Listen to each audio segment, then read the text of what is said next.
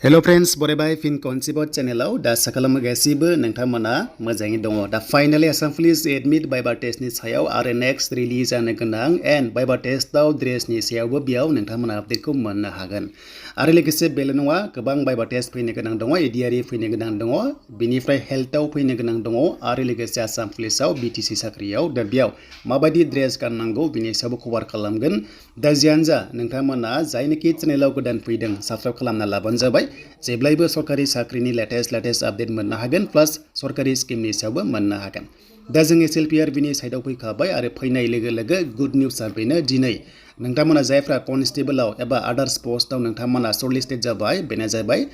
next test VIVA टेस्टनि थाखाय एबा practical टेस्टनि थाखाय एडमिट दिनै मोननो हासिगोन ओके तो नोंथांमोना एडमिट मोननो हासिगोन देन बाकी रिजाल्ट फैनो गोनां कनस्टेबलाथ' फैखाबायानोसै बाट 7 मेनि उनाव ओके 7 मेनि उनाव नोंथांमोननि रिजाल्ट कमान्ड' बेनिफ्राय SI लेभेला फैनाय चान्सआ दंसै मानोना 7 मेयाव इलेक्शना जोबगोन एन्ड पन्चायत इलेक्शननि रिजाल्टआ 11 काउन्टिं जानो हागौ एबा जागोन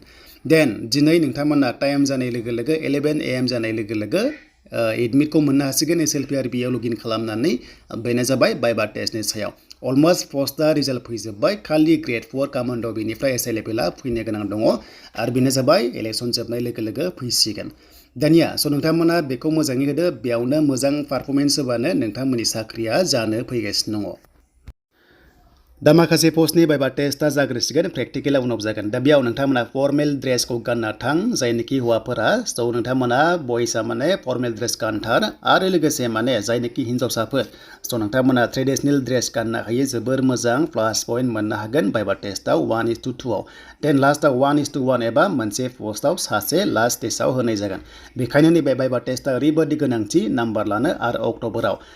फाइनाल एपइन्टमेन्ट लेटारखौ मोनगोन होनना बुंदों गभर्नमेन्टआ बेनि सिगांबो मोननो हागौ VIVA टेस्टआ जोबबानो प्रसेसआ जोब्बाय नालाय दा बेनि सिगांबो मोननो हागौ नाथाय नोंथांमोना साख्रिया देग्लाय 100% मोनगोन जायनोखि गासिबो स्टेजआव पास जायो 2026 आव गोदान भेकेन्सि फैनाय चान्सआ दङ कनस्टेबल लेभेल आरो गुबुन गुबुन पोस्टआव गैयाबाबो हमना ला जों 5,000 5,000 लानो हायो नेक्स्टनि थाखाय बेखायनो प्रेक्टिसाव थाबाय था जायफ्रानोखि देग्लाय पास जायासै नेक्स्टनि आसाम पुलिसनि थाखाय प्रेक्टिस खालामबाय था थाबैनो अफिसियेल नटिस फैनो हागौ दा जेब्ला फैयो नोंथांमोनाथ' मिन्थिखागोनानोसै जिखुनु जाया नेक्स्ट लेभेलाव नोंथांमोना मोजाङै नाजाबावदो एसे एनै पइन्टआव थालांखायो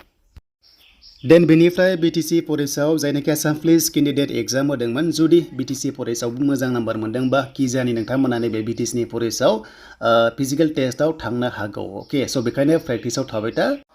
दा बेखिनियानो दिनैनि लेटेस्ट आपडेटआ दा 11 AM जानाय लोगो लोगो एबा 11टा जानाय लोगो लोगो नोंथांमोना डाउनलड खालामदो आरो बे इन्टारभिउआ गुवाहाटीआव जानाय चान्सआ दङ आरो नेक्स्टआव जुदि गोदान आपडेट फैयोबा चेनेलाव फिन खनसेबाव नोंथांमोनजों लाना फैगोन